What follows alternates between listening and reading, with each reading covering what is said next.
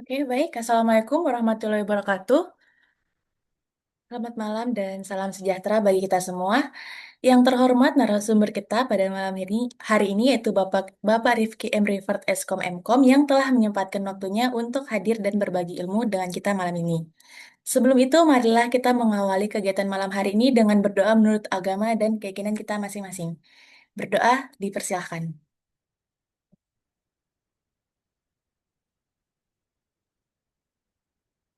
Berdoa dicukupkan.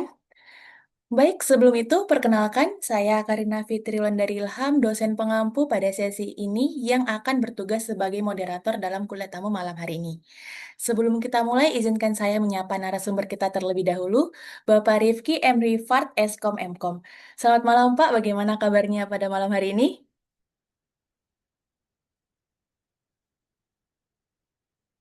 Maaf Pak, kayaknya suaranya nggak ada deh.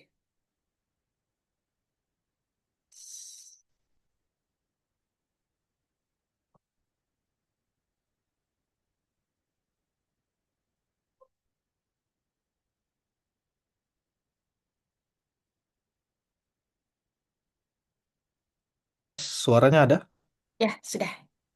Oke. Ya, bagaimana Pak kabarnya malam hari ini? Apakah sehat? Tes, tes. Oke, sudah ada suara saya? Sudah, sudah. Oke, sorry. Kita ulang lagi ya 2 kali ya. Oke. Iya, Oke, siap. Oke, selamat saya malam tanyakan kabarnya semuanya. terlebih dahulu ya, Pak ya. Ya, Ya, gimana Pak Alhamdulillah kabarnya sehat, malam hari ini? Apakah sehat? sehat dan excited untuk sharing session ya bersama Telkom University Surabaya. Oke. Oke, Alhamdulillah. Baik, senang sekali ya Pak dengernya. Nah, dan tentu saja selamat malam juga untuk rekan-rekan mahasiswa yang telah hadir. Semoga kalian tetap semangat dan antusias mengikuti sesi kuliah tamu yang kedua ya pada malam hari ini. Nah, jadi tema malam ini yaitu etika dan profesionalisme informatika di lingkup pemerintahan. Nah, topik ini itu sangat relevan karena dalam lingkup pemerintahan, setiap keputusan yang diambil oleh seorang profesional IT ini dapat berdampak langsung pada pelayanan masyarakat, keamanan informasi negara, dan integritas institusi. Oleh karena itu, pemahaman tentang etika dan profesionalisme ini menjadi sangat krusial. Nah, untuk itu pada kesempatan yang sangat berharga ini, kita telah menghadirkan narasumber yang sangat kompeten di bidang transformasi digital pemerintahan, yaitu Bapak Rifki. Nah, beliau ini bertugas di Direktorat Pengembangan Ekosistem Digital Keduktian Transformasi Hijau dan Digital di bawah naungan Otorita Ibu Kota Nusantara. Melalui pengalaman beliau di bidang pemerintahan dan transformasi digital, nanti kita akan sama-sama belajar bagaimana etika, tanggung jawab, dan profesionalisme seorang insan informatika ini benar-benar diterapkan dalam dunia kerja yang nyata, khususnya di sektor pemerintahan. Baik, tanpa perpanjang lebar lagi, kepada yang terhormat Bapak Rifki M. Rifat, Eskom Mkom, waktu dan tempat kami persilahkan. Oke. Cek ada ya? Oke. Oke, Assalamualaikum warahmatullahi wabarakatuh. Selamat malam teman-teman semuanya. Eh, saya perkenalkan lagi, nama saya Rifki M. Rifat.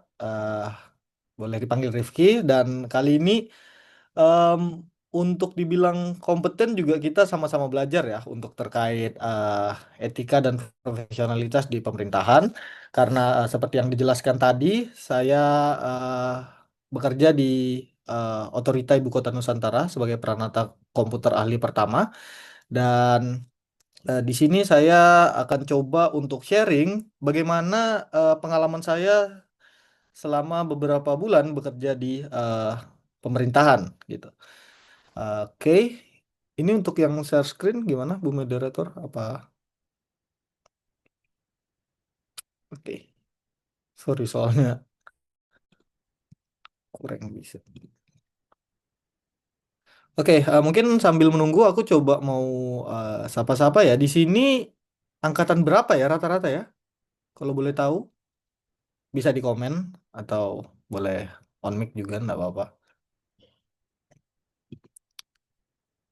Atau Bu moderatornya mau bantu jawab? Ini Angkatan ini, Pak, 2023, angkat semester 5. 2023. Ah, tuh. Oke, 2023 berarti semester 4 ya? Ya, betul. Oke. Semester 5, semester 5. Oh, 5 ya, OTW Ya. 5. Oh ya, aku lupa ganjil. Oke. Ya, Oke, silakan. salam kenal semuanya. Kita eh, coba aja langsung buat masuk ke materinya dan kita santai-santai aja ya. Kalau memang mau ditanya atau mau interaktif bisa lewat reaction atau bisa lewat kolom chat ya. Aku ntar juga sambil baca-baca isinya gimana. Oke, jadi etika profesionalisme informatika dalam pemerintahan mungkin lanjut. Next. Oke, jadi sudah saya eh, jelaskan tadi, saya berasal dari Samarinda, Kalimantan Timur. Di sini latar belakang saya itu lulusan SMA Negeri 1 Samarinda, sarjana Eskom di Samarinda Universitas Mula Warman, dan saya juga menempuh magister saya di ITS Surabaya eh, di Magister Teknik Informatika. Dan saya sendiri punya pengalaman di bidang quality assurance, project management, dan juga people analytic. Saya juga pernah memimpin pengembangan IoT dan juga eh, jejak riset publikasi. Di sini pengalaman kerja saya pernah menjadi asisten laboratorium selama 7 mata kuliah di Universitas Mula Warman. Saya juga tadi sudah sebagai quality assurance tester. Saya juga pernah magang di pemerintahan di Dinas Kelautan dan Perikanan Kutai Kartanegara. Saya juga ikut di program Excel Axiata Future Leaders sebagai Chief Technology Officer dan sekarang saya sedang berada di IKN, Otorita Ibu Kota Nusantara sebagai Pranata Komputer Ahli. Saya juga memiliki beberapa sertifikasi dan penghargaan dan juga eh, publikasinya dapat dilihat ya. Kalau kalian mau ngambil penelitian yang sama kayak saya terkait eh, game, saya sukanya di bidang multimedia dan game. Jadi kalau kalian mau mensitasi punya saya bisa cek di Google Scholar seperti itu. Baik. Oke, lanjut kita coba bahas untuk eh, presentasi malam hari ini. Oke. Nah, jadi kita bahas pertama dari transformasi digital. Eh, di sini karena saya berada di prodi informatika ya semuanya ya di sini. Dan di sini saya coba bahas untuk bagaimana ibu kota Nusantara dan juga transformasi digital itu ada di satu tempat yang sama. Nah, jadi kalau di eh, bicara tentang IKN itu nggak cuma mindahin eh, gedung-gedung di kementerian dari Jakarta ke Kalimantan, tapi juga membangun kota yang didesain dari awal sebagai kota cerdas yang hijau dan berkelanjutan. Nah, artinya cara kota ini hidup dan bekerja itu banyak sekali ditopang oleh teknologi bagi kita, juga insan teknologi di Indonesia. Nah, em, digital ini sebagai fondasi cara kita bekerja dan ini pelan-pelan ya, di semua instansi pemerintahan itu pasti diarahkan ke sistem digital. Nah, jadi hampir semua urusan pemerintahan dan layanan publik dirancang berbasis sistem digital. Jadi di IKN sendiri, itu transformasi digital itu bukan proyek tambahan, tapi fondasi cara menyelenggarakan pemerintahan. Nah, tapi semakin digital, semakin kompleks juga resikonya. Nah, ini dapat dilihat nih ada peluang dan resikonya.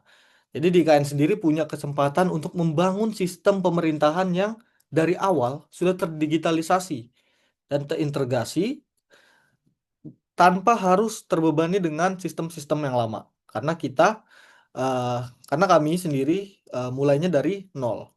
Tapi resikonya berkaitan dengan materi kita. Kalau tidak ada etika dan profesionalisme IT, digitalisasinya itu bisa menjadi pisau dua mata. Jadi bisa ada kebocoran data, penyalahgunaan wewenang, dan turunnya kepercayaan publik. Jadi untuk ASN IT itu high impact dan high risk.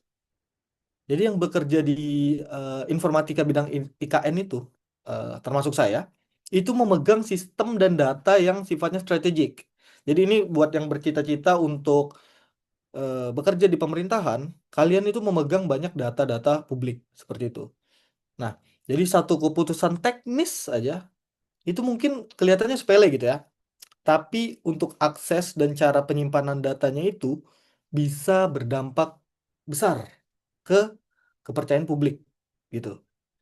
Nah, jadi peran ASN eh, di pemerintahan terkait etika dan profesionalisme IT itu saya bisa sebutkan ialah high impact dan high risk. Oke.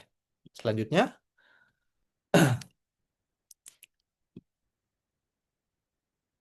oke. Nah, peran informatika dalam pemerintahan. Di sini saya ada eh, beberapa slide. Di sini yang pertama, peran informatika itu mendukung layanan dan tata kelola melalui sistem informasi terintegrasi. Jadi, em, semua administrasi itu diharapkan bisa lebih cepat, transparan, dan terdokumentasi. Jadi itu peran informatika, bukan tentang birokrasi zaman lama gitu, tapi sudah harus terdigitalisasi dan prosesnya lebih cepat. Nanti saya coba jelaskan bagaimana caranya di slide-slide selanjutnya dan juga penerapannya di instansi saya sendiri, Otorita IKN. Nah, selanjutnya data yang andal sebagai dasar perumusan kebijakan dan monitoring kinerja. Nah, jadi kalau datanya itu nggak dikelola dengan baik, termasuk dari sisi etika, maka kebijakan yang dihasilkan suatu daerah atau bahkan di pemerintahan tingkat pusat sekalipun itu akan terganggu. Nah, jadi pengelolaan data itu penting. Yang ketiga, integrasi lintas lembaga dan daerah mitra lainnya. Jadi, kalau ambil contoh di IKN sendiri, itu nggak mungkin dibangun oleh otorita IKN sendiri, tapi harus terhubung dengan kementerian atau lembaga lainnya dan pemerintah daerah sekitar. Informatika di sini berperan sebagai jembatan dan integrasi data layanan di ekosistem digital IKN. Jadi penting ya informatika. Dan yang terakhir, keputusan teknis memiliki konsekuensi bagi warga dan lembaga. Jadi, saat kita memilih suatu em, desain arsitektur, siapa saja yang bisa akses data, berapa lama data disimpan, dan lain sebagainya, itu semua nggak cuma keputusan kecil, tapi ada konsekuensinya. Kita memegang privasi warga, keamanan informasi, keadilan layanan, dan banyak lain sebagainya. Bahkan kepercayaan publik. Nah, jadi itu ialah 4 pilar penting mengapa informatika itu penting dalam pemerintahan. Baik, selanjutnya. Kalau ada atau sharing bisa langsung chat aja ya. Oke, di sini saya coba untuk bahas etika dan profesionalisme dalam informatika. Jadi, sebelum masuk ke studi kasus, coba kita samakan dulu nih persepsi kita tentang dua kata ini apa sih? Etika dan profesionalisme. Nah, etika itu bicara soal apa yang seharusnya kita lakukan. Nggak cuma sekedar apa yang boleh atau nggak boleh, tapi itu juga soal kepantasan. Soal rasa, ah ini benar nggak ya atau salah nggak ya? Itu etikanya. Nah, sedangkan profesionalisme itu tentang bagaimana kita menjalankan peran. Bagaimana kita suit our role di suatu ekosistem.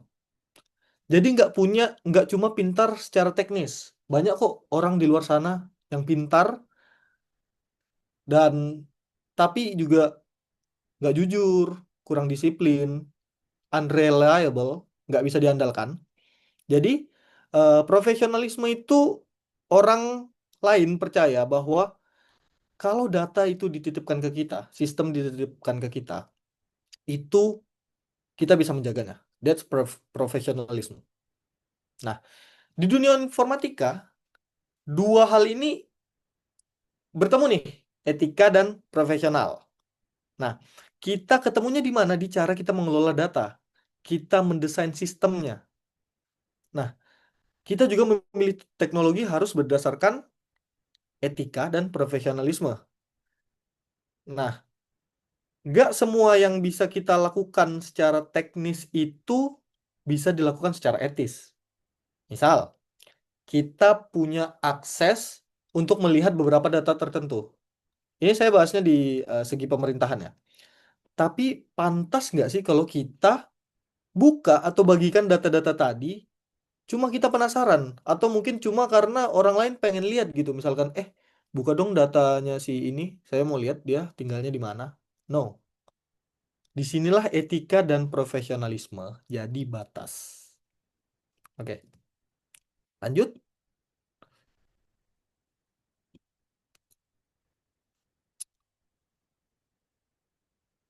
Oke, di sini ada kerangka regulasi yang mengikat etika dan profesionalisme IT. Jadi ada undang-undang ASN, ada disiplin ASN, ada juga SPBE dan data serta informasi publik. Jadi kalau kita eh, bicara etika dan profesionalisme di bidang IT, ini ada beberapa pagar regulasi yang cukup jelas, terutama di pemerintahan ya. Ini mungkin juga kalau kalian misalnya lulus nanti dan ikut CPNS, ini beberapa regulasi yang memang harus kalian pahami gitu. Yang pertama ada Undang-Undang ASN nomor 5 tahun 2014, itu mengatur terkait kode etik. Di sini kita belajar bahwa integritas dan larangan itu menyalahgunakan wewenang juga ada diatur di Undang-Undang ASN gitu untuk kita mengelola sistem dan data. Nah, yang kedua juga ada namanya Peraturan Pemerintah Nomor 94 tahun 2021 tentang disiplin PNS. Nah, ini mengatur konsekuensi kita ketika ada pelanggaran. Misal kita nggak sengaja bocorkan data gitu. Dan juga eh, kita menggunakan akses untuk kepentingan pribadi. Nah, ini diatur di Peraturan Pemerintah Nomor 94. Nah, gitu. Nah, terus yang ketiga terkait regulasi SPBE. Nah, SPBE ini ialah eh, sistem pemerintahan berbasis elektronik. Nah, ini menjadi acuan untuk membangun aplikasi, infrastruktur, layanan digital. Nah, itu semuanya diatur di SPB ini, mulai dari keamanannya, integrasinya, dan juga hingga standar pelayanannya, gitu. Nah, yang terakhir, ada yang namanya aturan data dan informasi publik. Nah, di sini tugas kita sebagai insan informatika di pemerintahan adalah menyeimbangkan dua hal, yaitu transparansi dan juga eh, tetap melindungi privasi. Jadi bagaimana caranya kita bisa menyajikan sebuah data tapi tetap menjaga privasi dari warga-warga.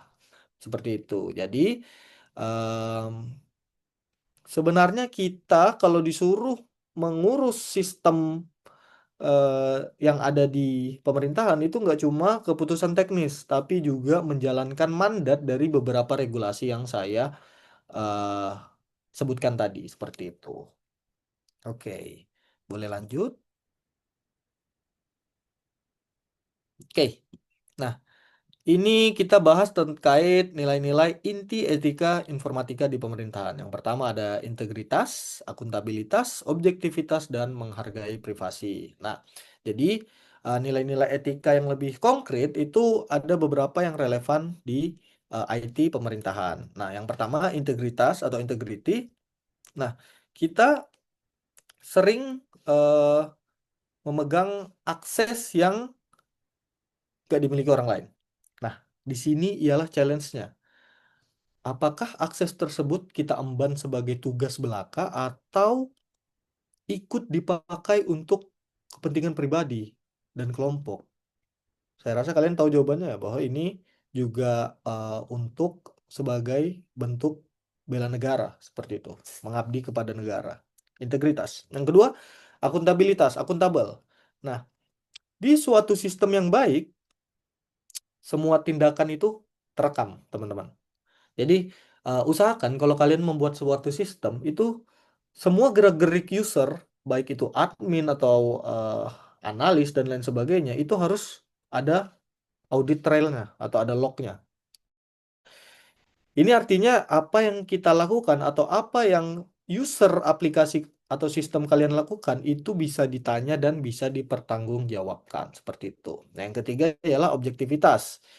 Nah, keputusan teknis itu harus berdiri di atas standar profesionalisme. Oke?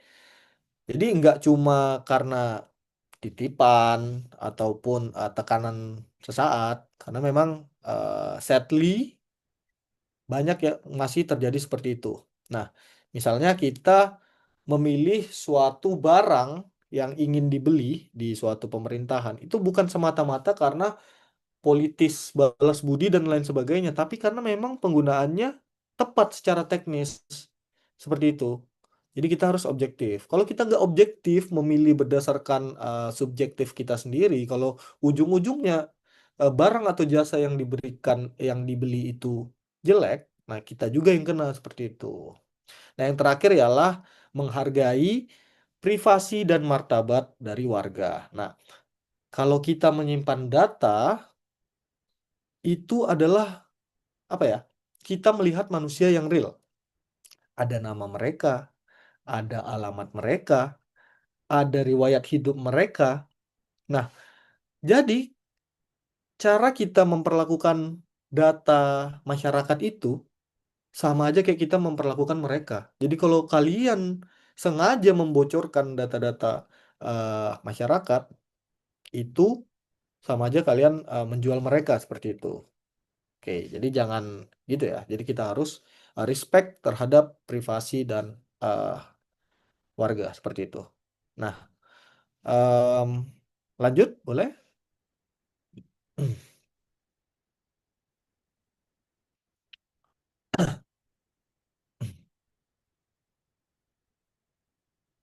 Oke. Nah, jadi ini ialah tahap-tahapan terkait data dan juga di mana aja resikonya. Sebentar, izin minum dulu.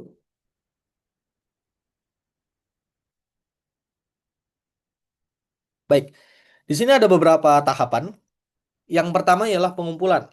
Nah, kalau kita mengumpulkan data, risikonya adalah kita itu mengambil data terlalu banyak atau nggak relevan. Nah, ini juga berguna di perkuliahan kalian. Kalau kalian membuat suatu sistem, kalian harus pikirkan sebatas mana, sampai batas mana data kalian harus mengambil data. Jangan terlalu banyak, nanti redundant gitu. Nah, jadi di pemerintahan juga gitu, Bu. Jangan cuma karena sekalian aja deh kita survei masyarakat, semua data diambil. Baik itu kepercayaan, baik itu hal-hal sensitif lainnya, itu belum tentu ada dasar hukumnya dan kebutuhannya juga nggak jelas. Jadi pengumpulan ini bisa jadi resikonya di data terlalu banyak. Yang kedua, penyimpanan data. Nah, ini yang penting nih. Data mungkin eh, udah masuk nih di sistem, tapi eh, penyimpanannya, pengamanannya kuat nggak gitu, passwordnya gimana gitu, akunnya harus sering diganti, servernya juga harus diberi proteksi gitu. Nah, jadi kalau di penyimpanan ini risikonya adalah kalau ada kebocoran, dampaknya itu bisa sampai ke masyarakat dan lembaga gitu. Nah, yang ketiga yaitu pengolahan. Pengolahan data ini juga eh, untuk analisis ya dan juga membuat laporan. Nah, mungkin juga profiling. Risikonya adalah kita mengelola data tapi lupa dianonimkan gitu. Nah, jadi kita mengelola data tapi orangnya tetap mudah dikenali. Jangan kita mungkin kan ada yang namanya konsep big data. Kita mengumpulkan data dari banyak pihak supaya terjadi tren analitik yang anonim, yang orangnya tidak diketahui. Kalau masih bisa diketahui itu berarti pengolahannya gagal. Nah, di sini juga harus bisa nih membuat suatu sistem yang menjaga pengolahan data untuk tidak bisa dikenali. Nah, yang keempat ialah pemanfaatan. Nah, di sini data yang dipakai itu untuk kebijakan kah, untuk menyusun program kah, atau bahan laporan gitu. Nah, resikonya di sini adalah saat pemanfaatannya untuk hal-hal di luar yang saya sebutkan tadi, di luar dari tujuan awal. Misalnya untuk eh, hal-hal yang kebutuhan pribadi kita sendiri, itu nggak boleh pemanfaatannya gitu. Jadi resikonya di situ. Dan yang terakhir pengarsipan dan mohon maaf ini lupa saya ubah. Yang terakhir itu pemusnahan, arsip dan pemusnahan. Nah, kita juga eh, kan kalian tahu kan data life cycle itu ada di akhirnya ialah saat kita mengarsip atau menghapus data. Nah, kalau kita menghapus data tapi kita tidak sadar masih ada tertinggal di backup lain atau di hard disk atau di sistem lain, itu resikonya ialah datanya nggak pernah benar-benar kehapus gitu. Dan suatu saat nanti bisa muncul eh, dengan konteks yang nggak benar gitu. Nah, itu jadi tadi total ada 6 eh, siklus hidup dan beserta resikonya. Jadi setiap tahap itu punya resiko etis sendiri. Nah, tugas kita adalah mengendalikan resikonya dari awal sampai akhir. Seperti itu. Oke, lanjut.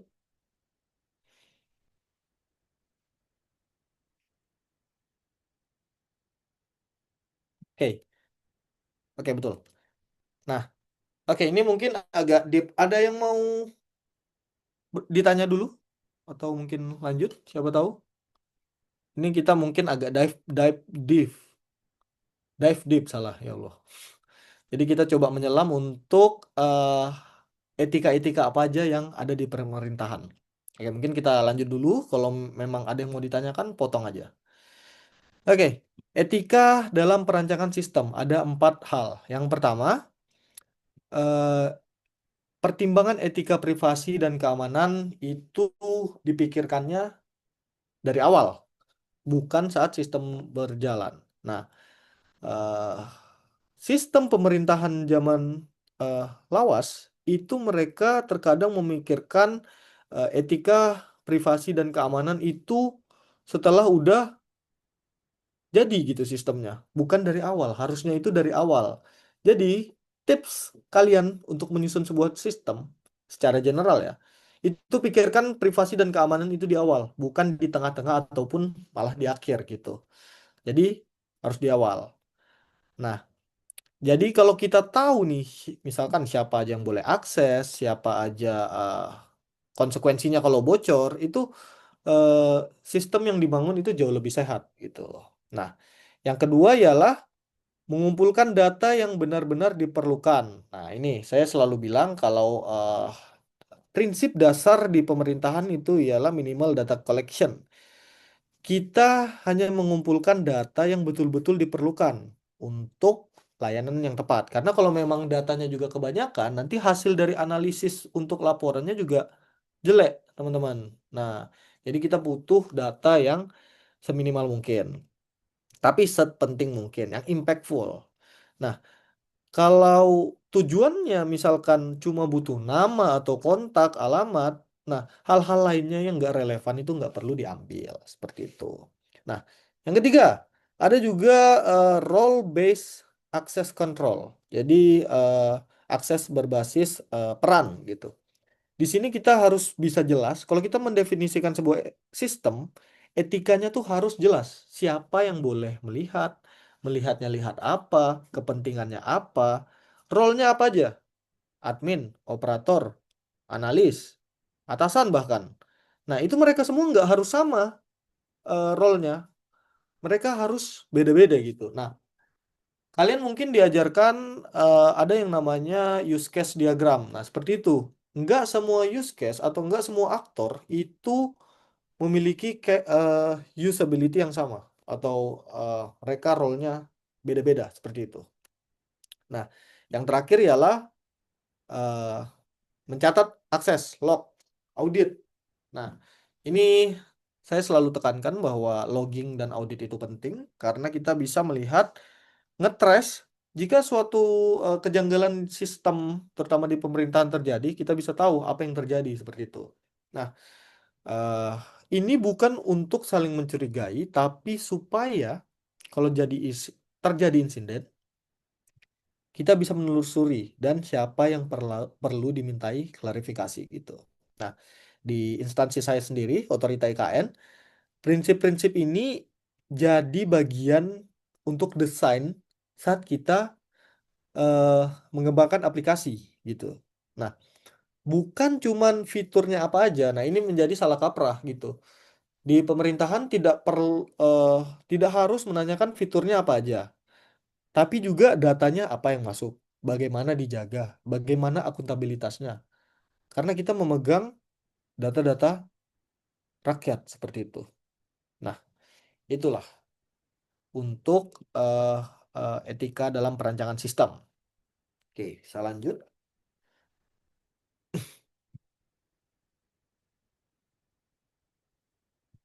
Oke. Nah, yang sebelumnya, oke ya ini betul.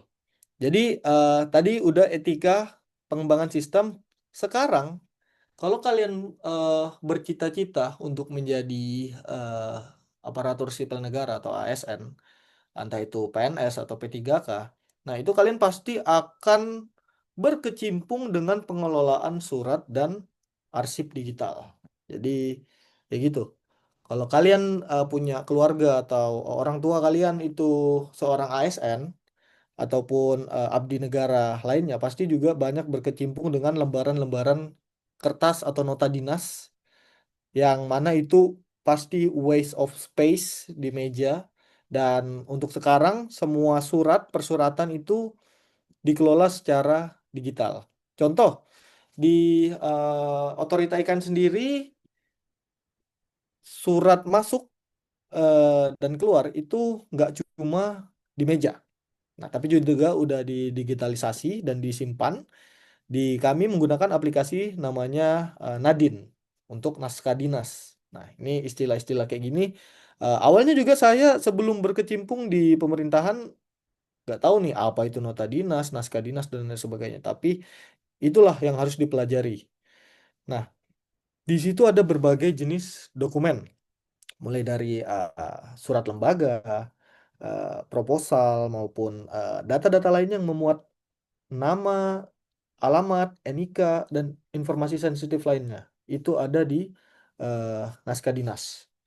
Nah, tantangannya adalah nggak semua orang punya hak untuk dokumen ini.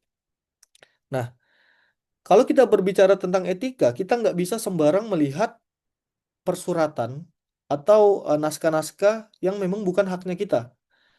Ada yang cukup tahu ringkasannya, ada yang cukup bisa mengedit eh, disposisi. Disposisi itu apa ya rasanya?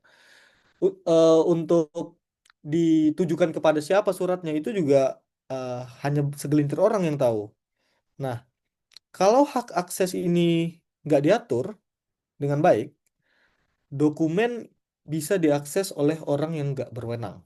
Seperti itu. Nah, karena itu beberapa praktik etis yang seharusnya ini saya tulis. Yang pertama ialah kita harus klasifikasi tingkat kerahasiaan dokumen. Nggak semua surat itu statusnya sama. Ada yang bisa dibuka secara luas, ada yang terbatas, ada yang sangat rahasia, high level, eh, surat yang high level. Nah, label ini harus masuk ke metadata dan jadi dasar pengaturan akses. Nah, seperti itu kalau bekerja di pemerintahan untuk mengelola sebuah surat dan arsip digital itu harus kita tentukan dulu role-nya apa aja gitu. Karena ini semacam etika lagi tuh. Kalian masa membaca surat orang seperti itu. Nah, yang kedua eh, sama juga hak akses dan juga jejak audit. Nah, siapa yang bisa melihat, yang bisa ngedit, yang bisa download itu harus diatur per role-nya. Nah, bukan per orang secara sembarangan. Nah, setiap akses itu idealnya pasti meninggalkan jejak. Siapa yang buka, kapan, eh, apa aja yang dilakukan seperti itu. Nah, yang ketiga ialah ini lumrah terjadi ya kalau terjadi salah kirim atau salah akses seperti itu. Misal ada surat yang sensitif, nggak sengaja terbuka ke unit yang tidak berkepentingan. Nah, itu harus ada mekanisme pelaporan, penanganan, serta mitigasi-mitigasi apa aja gitu. Bukan dibiarkan aja gitu. Nah, di sini terlihat kalau pengelolaan surat itu yang digital bukan cuman masalah aplikasinya jalan aja gitu, tapi juga menyangkut kepercayaan user-user yang memakai aplikasi ini. Dia bisa mengirim surat dengan tenang, dia bisa eh, percaya bahwa etika dari orang-orang di instansi tersebut tuh etikanya udah ada gitu, sudah beretika dan data yang ada itu terlindungi. Seperti itu. Oke, ini untuk arsip digital, namanya Nadine. Oke, selanjutnya. Oke, eh, etika dan profesionalisme dalam informatika. Oke, di sini saya membahas tadi udah pengembangan sistem, persuratan, dan yang sering ada di pemerintahan yaitu surveillance atau pengawasan kawasan seperti itu. Nah, mungkin kalau kalian di Surabaya ya, di Surabaya itu ada semacam comment centernya untuk mengatur entah itu lalu lintas, kawasan dan lain sebagainya. Nah, di IKN juga ada konsep smart surveillance. Jadi ada CCTV, CCTV di sini namanya Garuda Eye atau mata Garuda gitu. Terus juga ada AutoGate untuk akses keluar masuk IKN itu pagar otomatis. Terus ada juga eh, sensor, ada smart pole. Nah, itu terhubung semuanya ke command center. Nah, ini ilustrasinya dapat dilihat di foto. Ini sangat membantu untuk memantau lalu lintas, keamanan kawasan, dan respon insiden yang cepat tanggap gitu. Nah, tapi di balik manfaat itu semua, ada resiko kalau penggunanya tidak beretika, yang nggak boleh diabaikan. Nah, yang pertama, pengawasan berlebihan. Saya juga termasuk di bagian smart surveillance di IKN, dan hal pertama yang saya pikirkan adalah seluruh kawasan IKN itu harus coverage CCTV-nya tinggi. Semuanya harus tercover CCTV. Namun saya dicekal oleh senior saya bahwa pengawasan yang berlebihan itu tidak baik. Kita harus membuat masyarakat tetap aman, tapi tidak merasa terpantau dimanapun. Nah, saya mulai tercerahkan. Jadi, nggak harus setiap sudut itu dipasang CCTV, dipasang kamera, kalau pengaturan dan tujuannya nggak jelas. Masyarakat bisa hidup di eh, ruangan publik tanpa terganggu rasa nyamannya dengan merasa diawasi, seperti itu. Oke, yang pertama. Yang kedua, penyalahgunaan rekaman. Nah, banyak sekali kondisi di instansi lain, nggak harus pemerintahan ya, di swasta maupun kadang melakukan rekaman eh, CCTV yang disalahgunakan. Misalkan mencari posisi rumah seseorang, mencari plat kendaraan, atau sekedar menengok orang yang jalan lewat-lewat tanpa perlu alasan yang spesifik juga itu udah melanggar etika. Kecuali memang dia terindikasi melakukan pelanggaran keamanan seperti itu.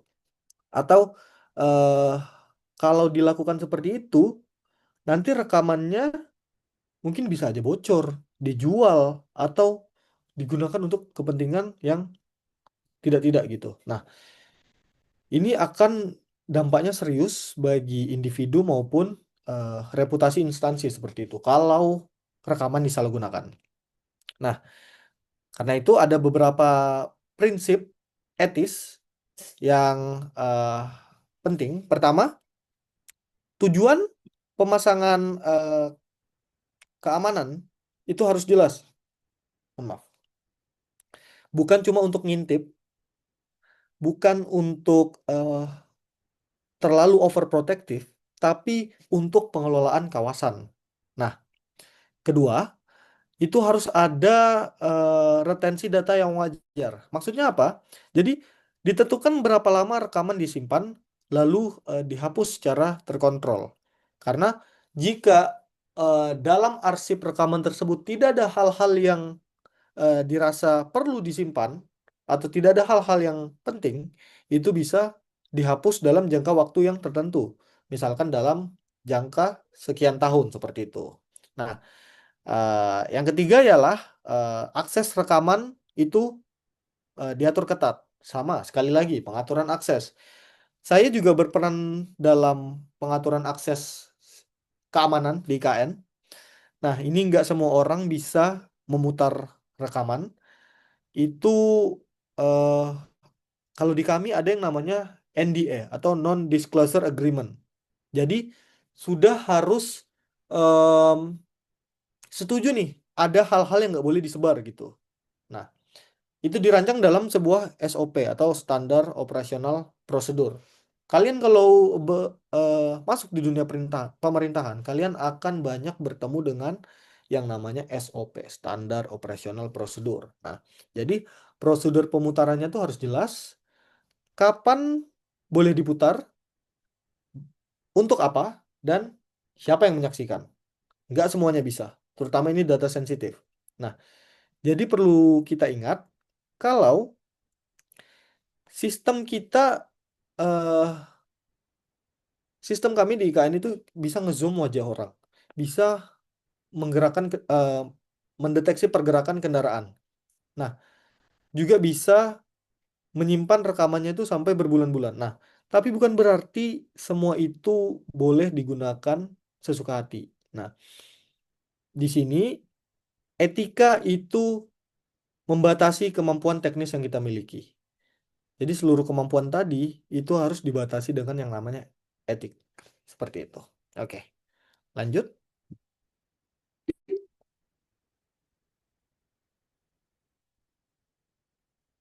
Oke, di sini kita membahas terkait keamanan informasi. Di sini saya mengambil tiga pilar, yaitu teknologi, perilaku individu, dan juga budaya bersama-sama. Nah, kalau kita dengar nih terkait keamanan informasi, pasti eh, yang terbayang mungkin kayak server, firewall, enkripsi. Padahal banyak insiden kebocoran data justru bukan dari sistemnya, tapi dari perilaku dan kebiasaannya, seperti itu. Bukan teknologinya saja. Nah, kebocoran data nggak cuma karena servernya belum di cover atau eh, di banyak kasus itu bisa dibaca sebagai kegagalan moral atau kegagalan tata kelola pemerintahan. Nah, artinya ada pola pikir eh, ada pola pikir pekerja atau ASN yang salah dalam pengawasan eh, yang longgar gitu. Nah, contoh, mungkin kalian di perkuliahan, aku nggak tahu ya kalau di zamanku di tempatku di eh, Universitas Mula Warman Samarinda itu absen presensinya itu menggunakan online. Nah, kalau di sini online juga nggak? Oke, tidak ya. Oke. Cuman kalau online ataupun kalian magang di tempat eh, pemerintahan gitu atau di instansi lainnya, pasti berbagi password antar pegawai. Misalkan untuk titip absen atau untuk nitip downloadkan dong ini filenya di laptopku nggak bisa. Nah, mungkin kadang alasannya biar cepet atau nggak perlu dibuatkan akun baru gitu. Tapi bagi-bagi password itu salah satu tanda kalau akuntabilitas kita itu udah hilang. Kita nggak akuntabel. Akun kita ini nggak cuma sistem ya, akun apapun entah itu akun game, akun Instagram dan lain sebagainya. Itu kalau sudah dibagi-bagi, kita nggak tahu lagi siapa yang eh, sebenarnya ngakses apa gitu. Paham ya? Jadi kayak kita nggak tahu nih siapa yang mendownload modul sebelumnya. Kita nggak tahu akun kita dipakai buat apa aja. Jadi berbagi password, berbagi akun itu kurang etis kalau eh, dilakukan di pemerintahan seperti itu. Nah, contoh lain, misalkan kita ngirim data sensitif lewat aplikasi yang nggak aman. Nah, ini terkadang kebocoran data itu terjadi karena eh, user dari sistemnya itu tidak sengaja membuka website-website yang tidak aman seperti itu. Jadilah bukan karena server atau penyimpanannya yang kurang dienkripsi, tapi kitanya sendiri yang ngebuka akses atau pintu penyimpanan kita ke orang yang nggak bertanggung jawab gitu. Jadi jangan sampai eh apa ya, jangan sampai membuka website-website yang dicurigai itu menggunakan eh, WiFi kampus, komputer kampus, itu bisa langsung diserang. Sumbernya dari situ. Nah, terutama juga ada flash disk ya. Flash disk juga kalau tidak tahu kepemilikannya siapa itu tidak perlu eh, di dicolokkan ke device pribadi ataupun device instansi kita sendiri. Nah, jadi keamanan informasi itu sekali lagi bukan cuma teknologinya, tapi kombinasi antara satu, sistem dan teknologi yang benar. Yang kedua, perilaku individu yang sadar terkait resikonya.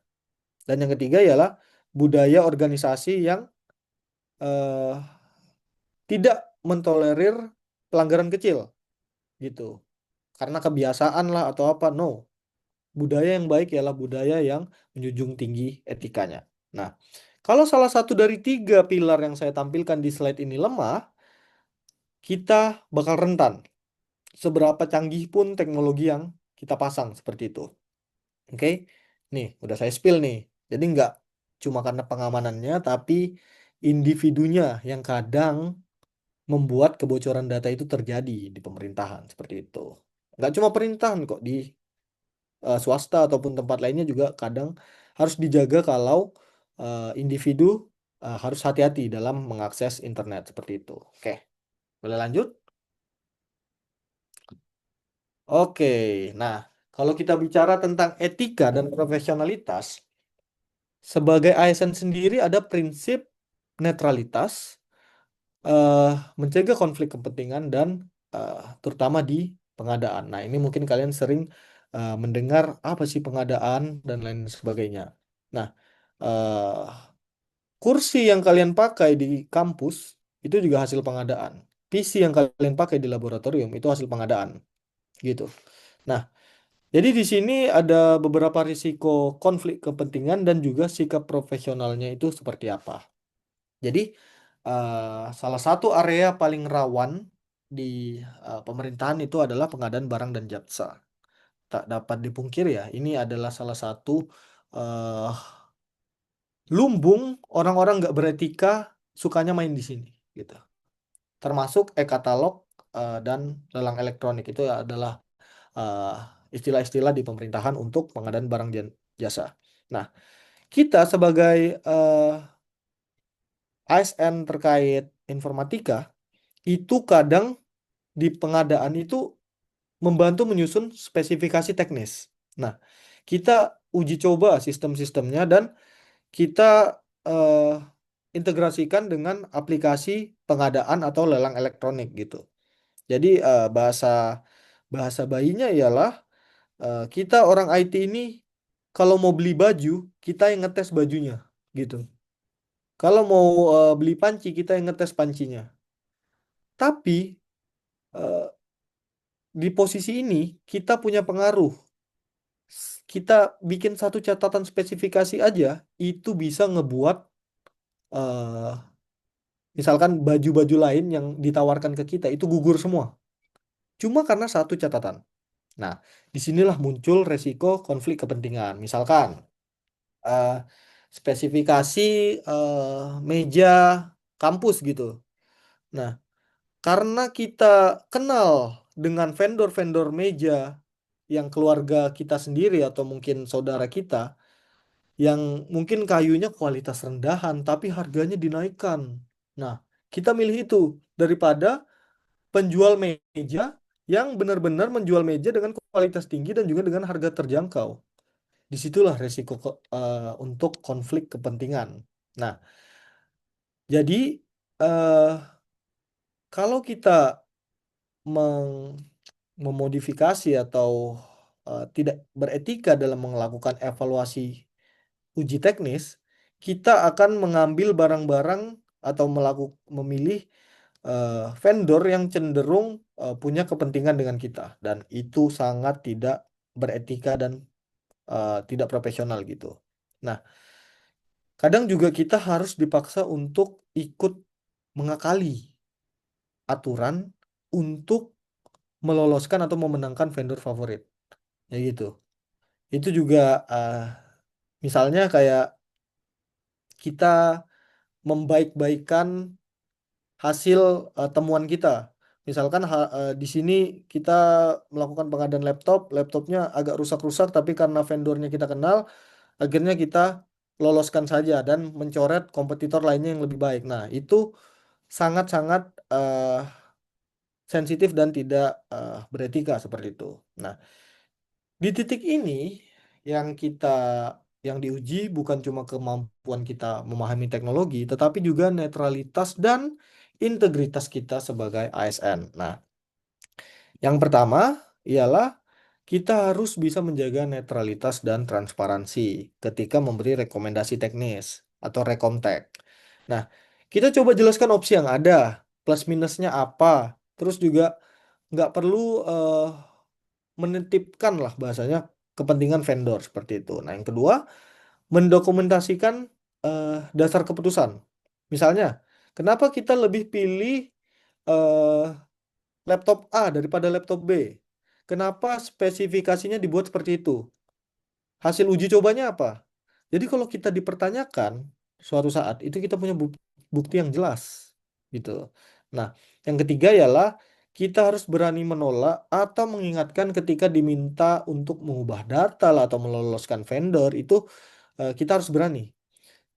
Mungkin agak nggak nyaman atau takut gitu, tapi disitulah standar profesional kita sebagai ASN TI dipertaruhkan. Nah, jadi intinya eh, kemampuan kita memahami sistem dan teknologi itu jangan sampai berubah menjadi alat yang menghalalkan secara semua keputusan yang tidak fair seperti itu.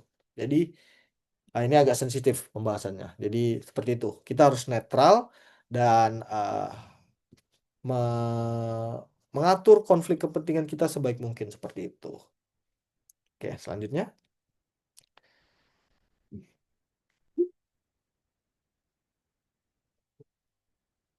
Oke. Nah, kita coba untuk studi kasus nih. eh ini yang sering saya alami dan eh, bukan alami, maksudnya yang sering saya kerjakan yaitu terkait akses dashboard CCTV. Nah, nanti misalkan suatu hari ada pihak yang datang dan minta akses penuh nih ke dashboard CCTV. Semua kamera, semua lokasi, real time gitu. Alasan yang disampaikan itu memudahkan koordinasi lapangan. Tapi ketika kita cek misalkan, kewenangan dan dasar hukumnya itu nggak jelas. Jadi nggak ada surat tugas, nggak ada aturan tertulis, eh, di SOP-nya juga nggak ada akses seluas yang diminta tadi. Nah, ini kita dihadapkan dilema. Di satu sisi, eh, kalau aksesnya diberikan, koordinasi mungkin jadi lebih gampang, benar. Nah, tapi di sisi lain, kita resikonya terhadap privasi, keamanan area, dan eh, potensi penyalahgunaan rekaman itu tinggi. Nah, oke, jadi di sini ada pertanyaan nih. Apa yang sebaiknya dilakukan dalam situasi seperti ini? Dokumen atau aturan apa yang perlu dirujuk sebelum beri akses, dan kalau ragu kemana harus dieskalasi? Mungkin di sini ada yang mau jawab gitu.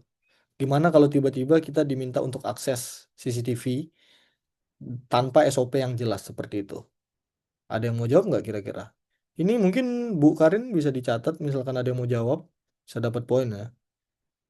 Gimana? Nggak ada jawaban salah, mungkin siapa tahu ada yang mau nanya, yang mau jawab. Gimana kalau kasusnya kayak gini? Ya, mungkin bisa dipersilakan ya untuk teman-teman mahasiswa yang bisa menjawab nanti ya. Nanti saya kasih poin. Oke, ada nggak yang mau jawab? Mau singkat, mau panjang juga nggak apa-apa. Iya, di kolom chat aja kalau misalkan malu. Oke, On oke. mic, ya nggak apa. Kita tunggu aja mungkin ya Pak Rifki ya sekitar 5 menit ya. Oke, Biarin boleh, mereka boleh. siapin dulu jawabannya. Oke.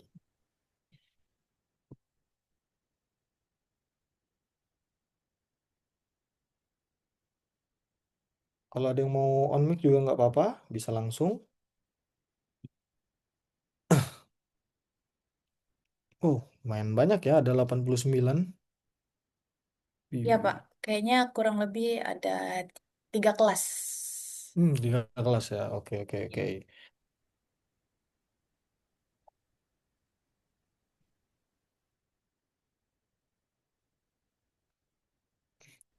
Karena mungkin sambil menunggu ya. Ini saya tetap menunggu jawaban, tapi ini di sini juga saya sambil sharing juga.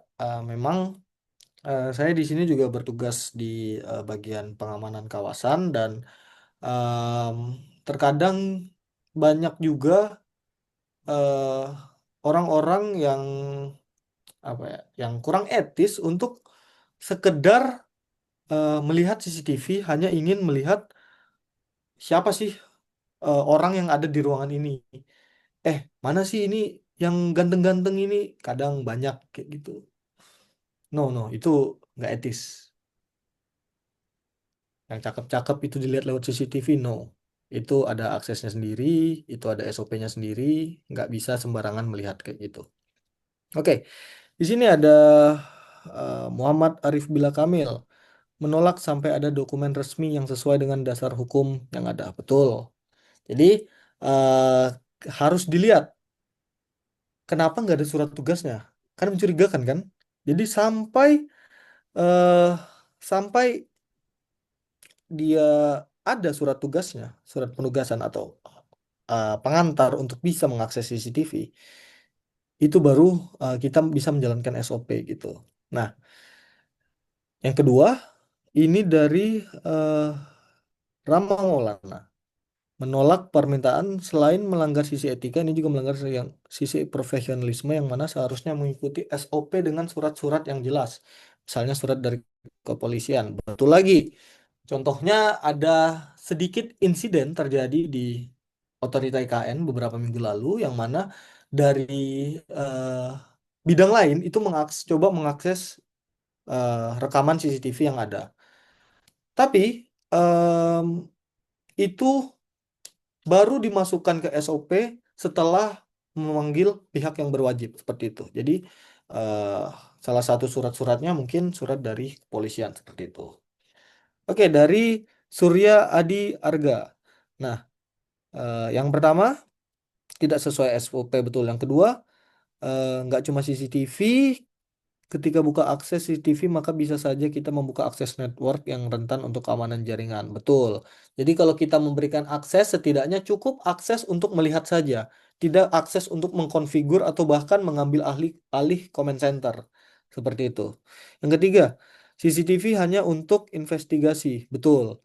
Tidak untuk kepentingan-kepentingan lainnya di luar investigasi. Nah, yang saya bilang seperti tadi, role-nya harus jelas, jelas, tujuannya harus jelas. Dengan dua ini terpenuhi, maka seluruh elemen SOP bisa dijalankan seperti itu. Oke, mungkin sambil lanjut ya. Terima kasih dari tiga mahasiswa yang sudah eh, menjawab. Ini dicatat ya, Bu Karin. Nah, jadi mungkin aku coba jawab versiku sendiri. Kalau ada yang mau masih jawab atau ngetik di tengah jalan langsung aja ya, nggak apa-apa ya. Nah, jadi yang sebaiknya dilakukan seperti apa? Secara etis dan profesional, kita nggak boleh langsung langsung memberikan akses penuh. hanya berdasarkan permintaan lisan gitu atau demi koordinasi gitu. Pertama, tahan dulu pemberian akses, benar. Jelaskan bahwa ke dashboard CCTV eh, itu diatur kewenangan dan SOP, bukan cuma permintaan yang informal gitu. Yang kedua, kita tawarkan yang alternatif yang lebih aman. Misal, mereka sampaikan kebutuhan informasinya apa.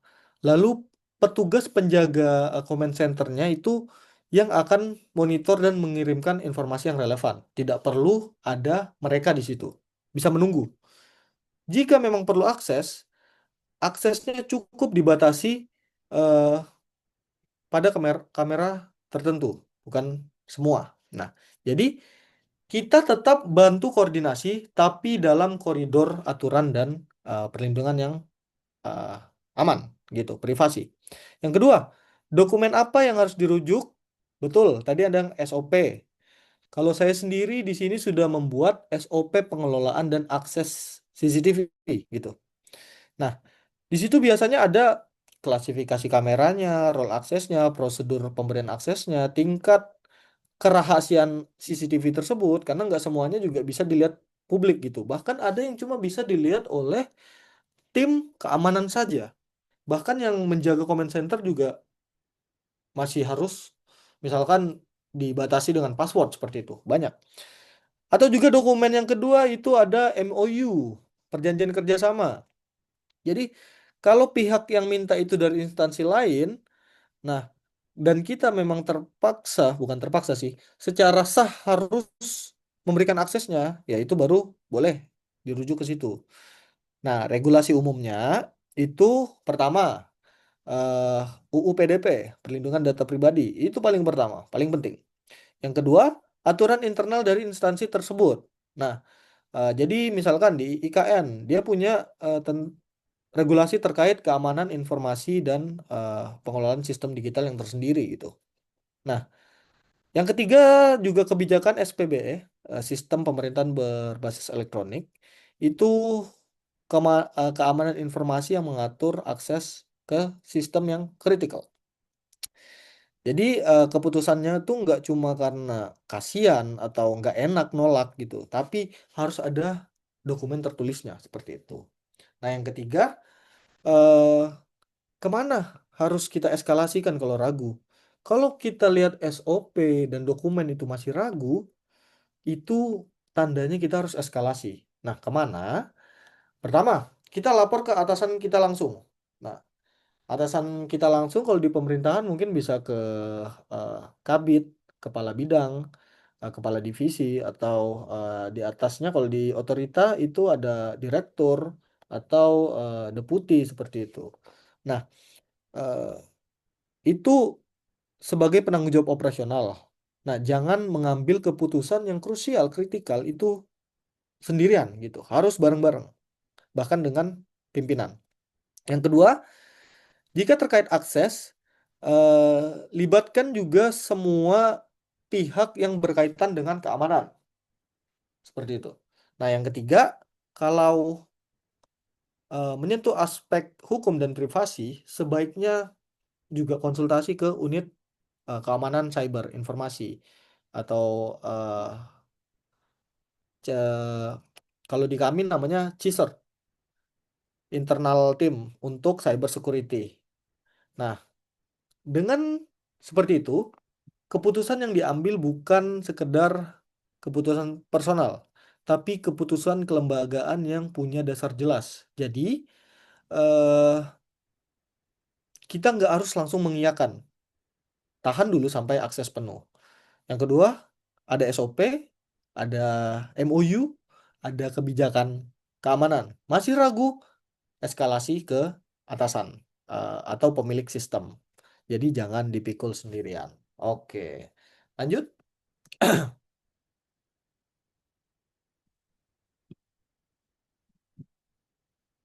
Oke, nice.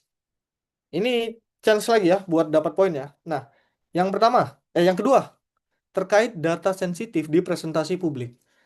Kita juga mungkin kalian sering lihat instansi-instansi pemerintahan itu mempresentasikan hal-hal ke publik. Tapi kita harus tahu nih, apakah dia eh, sensitif atau tidak gitu. Nah, di sini eh misalnya ada presentasi untuk forum publik terkait misalkan sosialisasi atau konferensi lainnya, itu diminta untuk tampilkan contoh atau dokumen aslinya gitu. eh Biar kelihatan real. Nah, resikonya di sini jelas. Misalkan informasi sensitifnya itu menyangkut nama lengkap, alamat, nomor kontak, NIK dan lain sebagainya, itu jelas em, sangat beresiko untuk UU Perlindungan Data Pribadi. Nah, di sini di satu sisi kita bisa memudahkan orang memahami alur kerja karena lebih detail. Tapi di sisi lain data pribadi terbuka di ruang publik. Seperti yang saya bilang tadi, kita nge-treat data orang itu sama aja kita kayak nge-treat orangnya gitu. Nah, pertanyaannya ialah, apakah kita wajib selalu menampilkan data asli agar presentasi dianggap kredibel? Nggak cuman di pemerintahan, tapi di presentasi kalian deh. Kalau kalian sudah misalkan disuruh ngambil studi kasus lapangan untuk ngambil sampel di penelitian yang bersifat analytical, apakah kalian harus ngambil data aslinya gitu? Nah, yang kedua, ada nggak alternatif supaya alur kerjanya tuh tetap jelas tanpa membuka identitas? Dan ada nggak aturan yang harus jadi rujukan sebelum menampilkan dokumen asli di forum publik? Oke, anggap ya. Jadi presentasi perlu nggak pakai data publik? Oke, sekali lagi mungkin Bu Karin boleh silahkan. Saya sambil casan ya. Ada yang mau jawab? Ayo mungkin dari teman-teman mahasiswa di sini mungkin ada yang mau menjawab ya. Mungkin ada yang berpengalaman gitu, ngambil data dari lapangan dan eh, nggak sengaja gitu masukkan data asli dari yang ada di lapangan gitu. Nah, itu gimana kalian menyikapinya?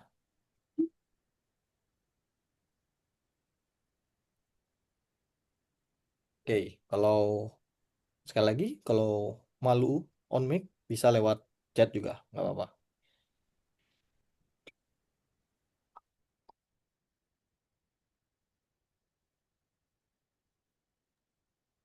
Mungkin lagi ngetik atau mungkin Oke, malu-malu it's okay. atau Tadi mungkin ada juga, yang tidur ini saya lihat sih on cam on semua. cam tapi di screenshot Pak.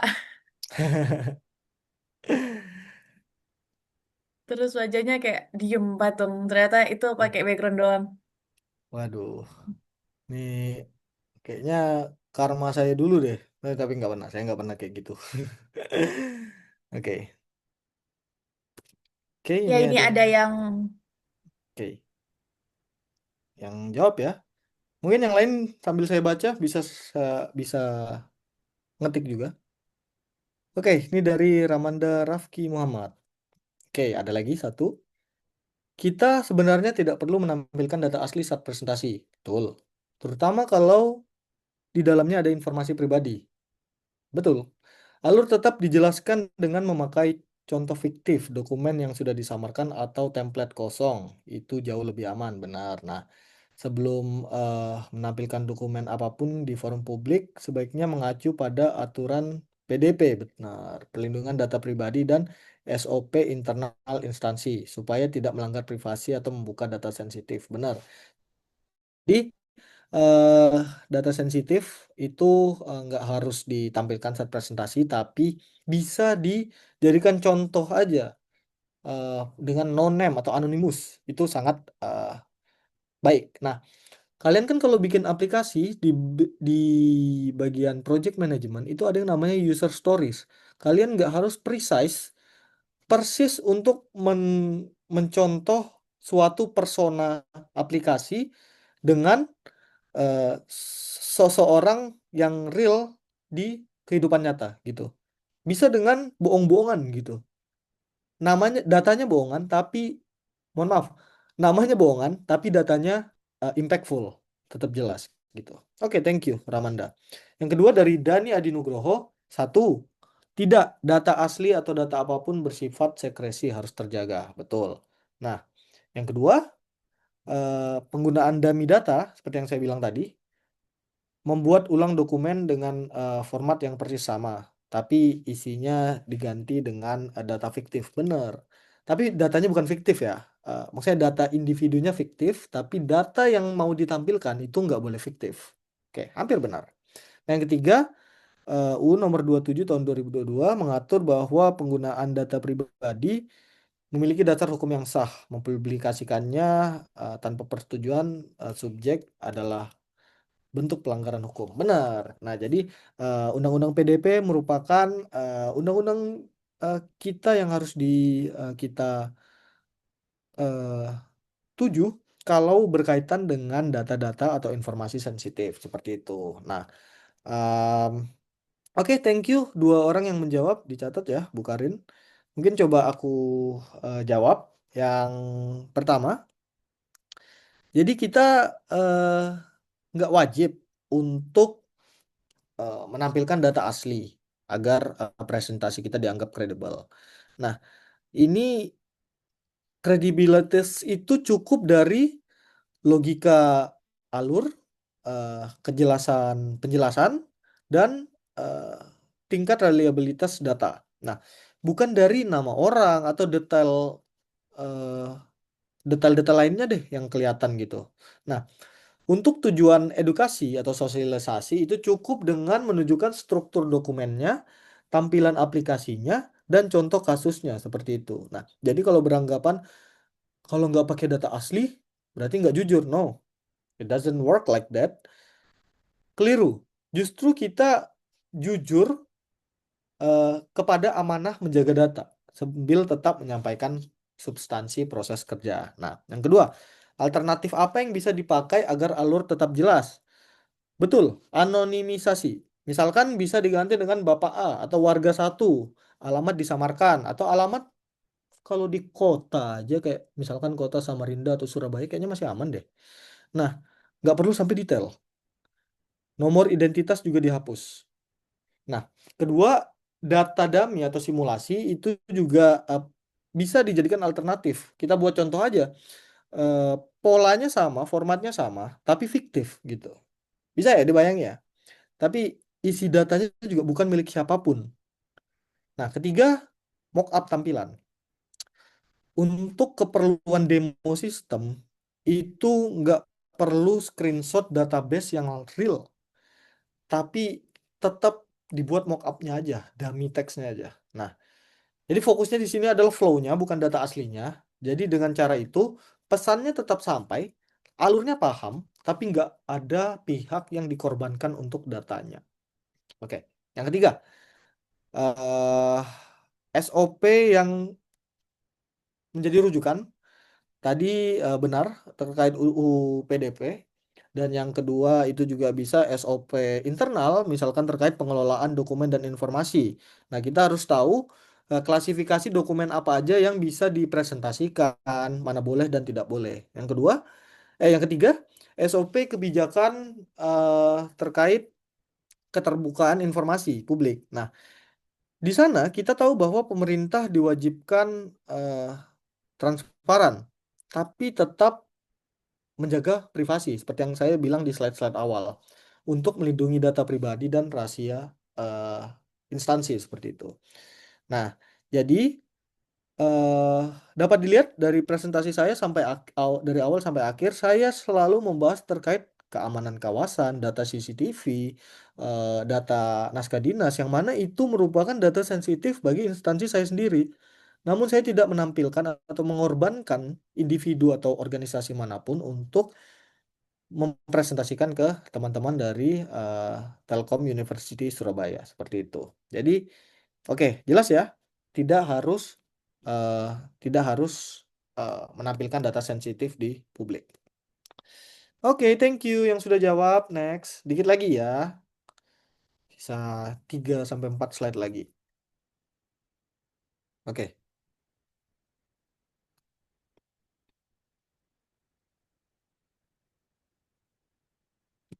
Oke, apa sudah di next? Oke. Nah, oke.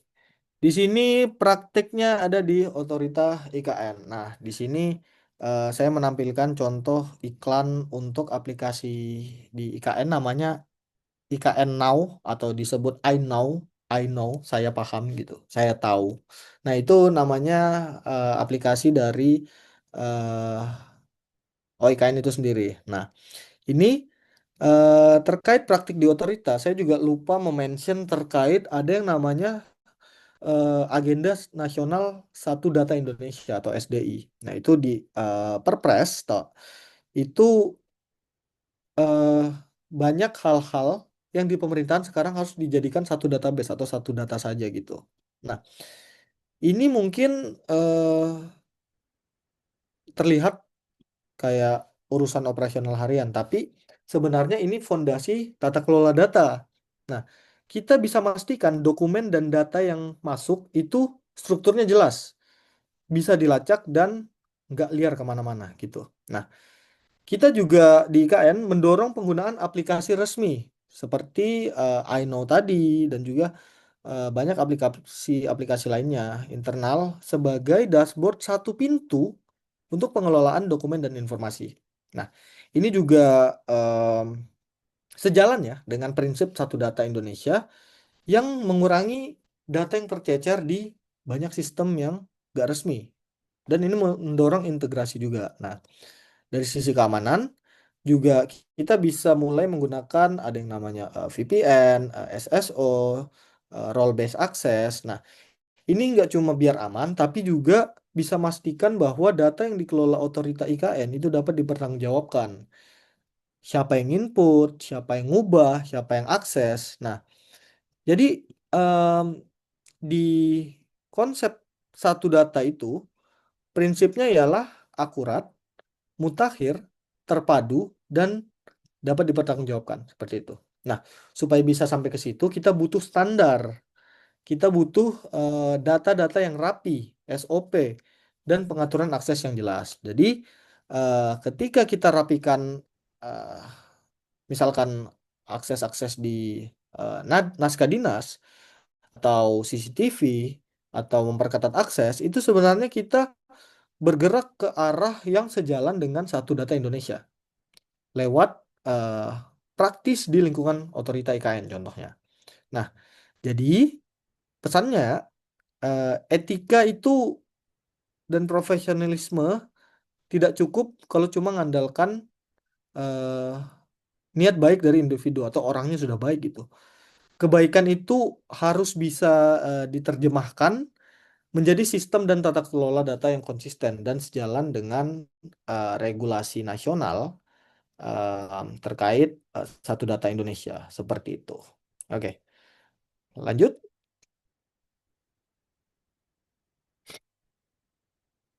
Oke, tantangan nyata di lapangan. Nah, ini sedikit lagi ya. Ini sudah masuk slide-slide akhir.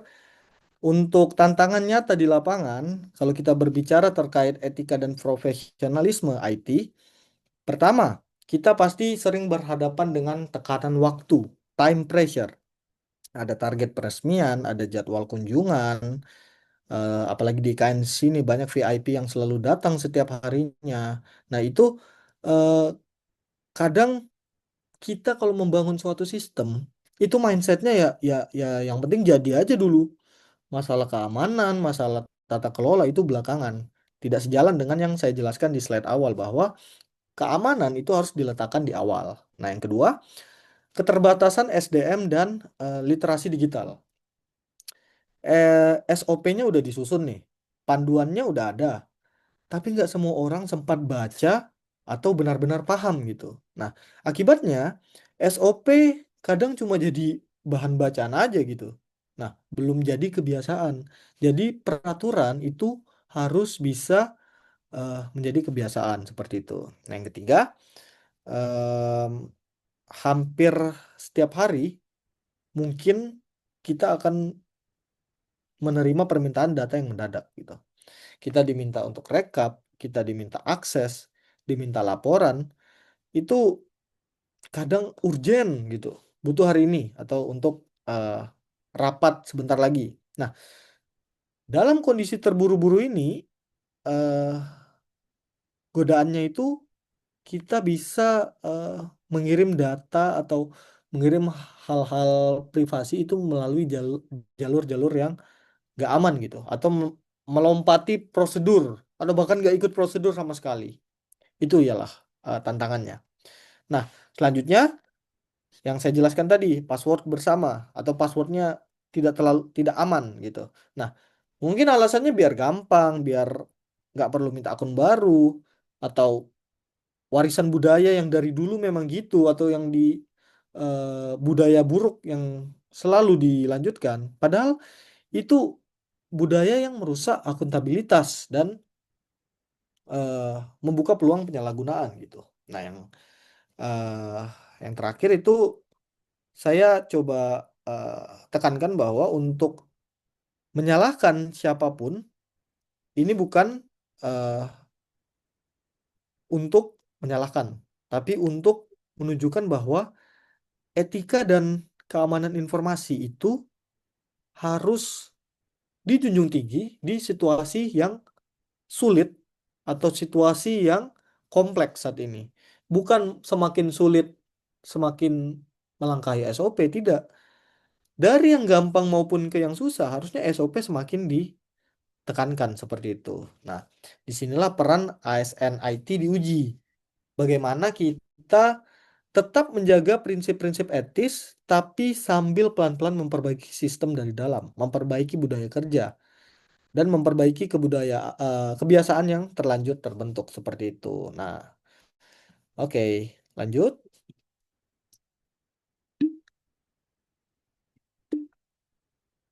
Oke, nah ini ialah panduan praktis IT di pemerintahan. Jadi ada beberapa checklistnya. Nah, jadi kita udah bahas prinsip, regulasi, studi kasus. Nah, saya coba tutup dengan panduan praktis yang bisa dipakai teman-teman setiap kali kita eh, diminta untuk memberi akses atau ngirim data atau merancang fitur. Nah, kita coba checklist nih secara cepat yang ada beberapa ini. Yang pertama, cek dulu dasar hukum dan tujuannya jelas apa tidak. Nah, coba kita tanyakan dulu penggunaan data ini ada aturannya nggak? Tujuannya apa? Kalau tujuannya nggak jelas, dasar hukumnya juga nggak jelas. Itu udah eh, sinyal tuh buat hati-hati untuk membangun sebuah sistem. Nah, yang kedua, cek kecukupan datanya. Apa yang diminta atau kita kumpulkan, apakah perlu semuanya? Apa ada yang bisa dihapus, ada yang bisa disamarkan, ada yang bisa diringkas. Jadi prinsipnya, ambil dan bagikan data seminimal mungkin untuk mencapai tujuan yang besar. Seperti itu. Yang ketiga, cek akses dan pencatatan. Nah, siapa aja yang akan punya akses? Apa mereka benar-benar pihak yang berwenang, stakeholder?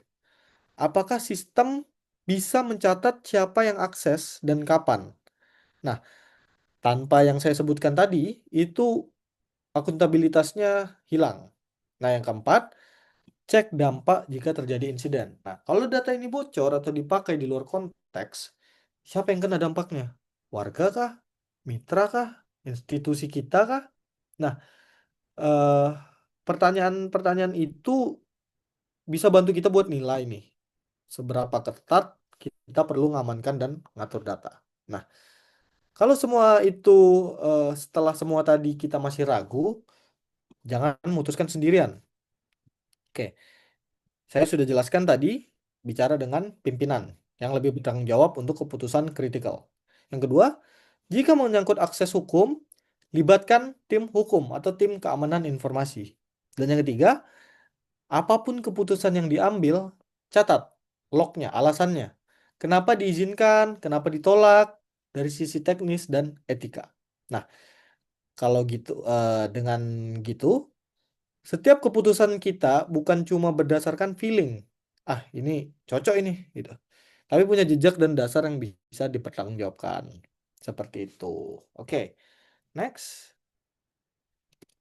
Oke, nah ini refleksi pribadi saya selama di otorita menjadi ASN. Nah, jadi eh, Sejak bergabung di otorita, saya memandang teknologi itu berubah cukup jauh. Kalau dulu saya lihatnya sistem, aplikasi, server itu cuma tools yang harus jalan gitu. Sekarang saya bisa ngelihatnya itu sebagai bagian dari tata kelola pemerintahan. Nah, satu kesalahan kecil aja itu eh, mempengaruhi banyak sekali eh, opini-opini publik yang menilai kita gitu. Satu kesalahan aja, terutama apalagi eh, instansi saya yang sangat sangat hangat dibicarakan gitu.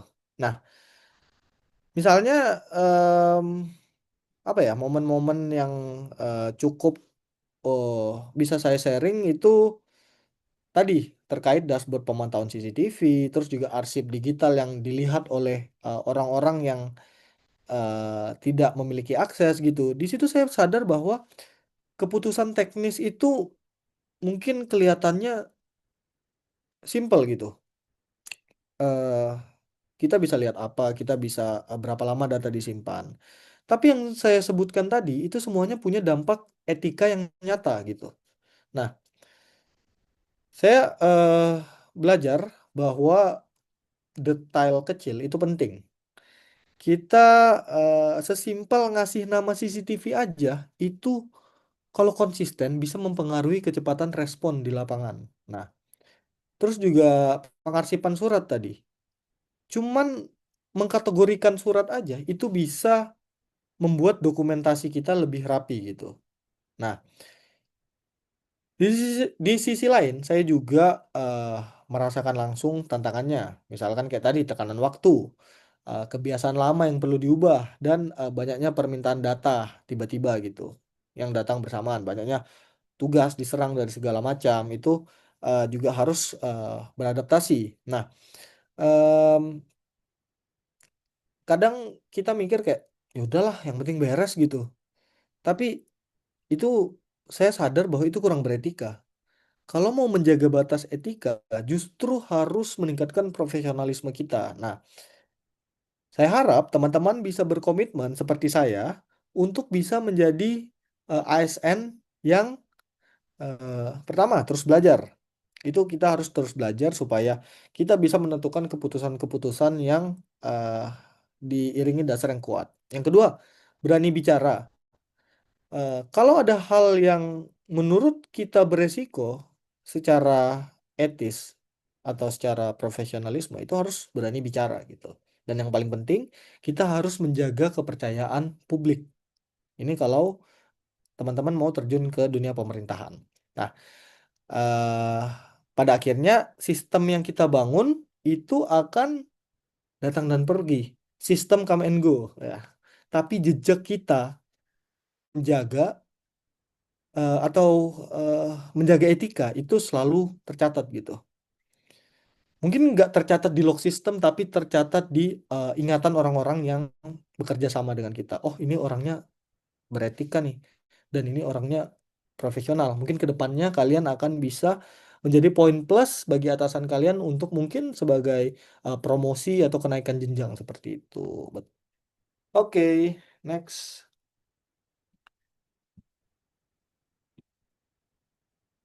Oke, last but not least, sebagai penutup saya coba untuk merangkum tiga hal besar. Nah, yang pertama, teknologi itu pada dasarnya netral, tapi cara kita memakainya itu nggak pernah netral. Nah, sistem-sistem pengamanan data, aplikasi yang kita bangun itu bisa dipakai untuk hal-hal yang sangat baik, tapi juga bisa disalahgunakan kalau nggak hati-hati menjaga etika gitu. Yang kedua, etika dan profesionalisme IT itu bukan di akhir, bukan bonus, bukan kalau sempat, tapi itu harus menjadi syarat, requirement, bukan jadi bumbu pemanis aja. Tanpa itu, seberapa canggih pun sistem yang kita buat, kepercayaan publik bisa runtuh hanya karena satu insiden.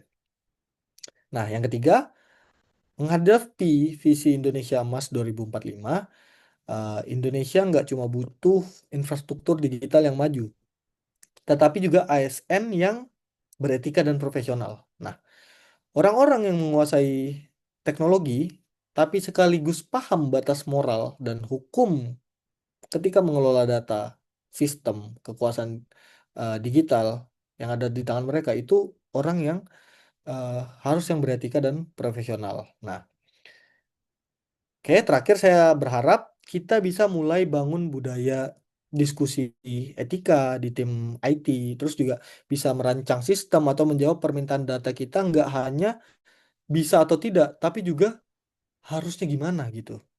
Nangkep ya? Jadi nggak cuma mau bikin aplikasi itu bisa bikin aplikasi, tapi bagaimana cara bikin aplikasi gitu. Nah, terus kita juga melihat setiap proyek itu setiap sistem atau setiap aplikasi baru sebagai kesempatan untuk memperkuat kepercayaan publik. Itulah yang saya dan rekan-rekan transformasi hijau dan digital itu eh, bangun gitu. Nah, karena pada akhirnya yang dinilai masyarakat bukan hanya sistemnya bagus atau enggak, tapi apakah mereka merasa data dan hak-hak mereka aman di tangan kita. Nah, oke, mungkin itu aja dari saya. Terima kasih atas perhatiannya. Kalau ada eh, pertanyaan, tanggapan, atau mungkin mau sharing-sharing, bisa sekalian gitu. Atau siapa tahu ada yang mau eh, jadi pemerintahan, kerja di pemerintahan itu bisa eh, sharing gitu gimana. Oke, mungkin itu aja, Bu Karin bisa dilanjut ke sesi selanjutnya. Oke, baik. Terima kasih ya kepada Bapak Rifki atas pemaparannya yang luar biasa. Nah, selanjutnya kita masuk ke sesi tanya jawab. Nah, bagi teman-teman mahasiswa yang ingin bertanya nih, masih penasaran terkait IKN tuh kayak gimana sih? Atau mungkin, Pak, gimana tips and triknya biar bisa lolos jadi Waduh, ASN-nya IKN? Nah, boleh banget untuk ditanyakan ke Pak Rifki. Nah, jadi bisa reaction angkat tangan atau mungkin via chat. Tapi lebih baiknya mungkin langsung aja ngomong bisa di bisa langsung on mic. Oke, oke. kita Nggak harus. mulai ya sesi tanya jawabnya ya Pak ya. Oke, boleh. Nggak harus IKN ya. Kalau mau di ASN di tempat lain juga boleh. Ya, Nggak harus. Oke, oke. Ini sudah ada yang bertanya. Nah, oke. Coba saya baca dulu. Oke. ya. Dari banyaknya data pribadi masyarakat Indonesia yang sudah tercebar, bagaimana cara mengawasi pegawai atau pekerja yang bekerja di pemerintahan, terlebih lagi di bidang data agar tidak menyebarkan atau memanfaatkan data pribadi masyarakat ke publik?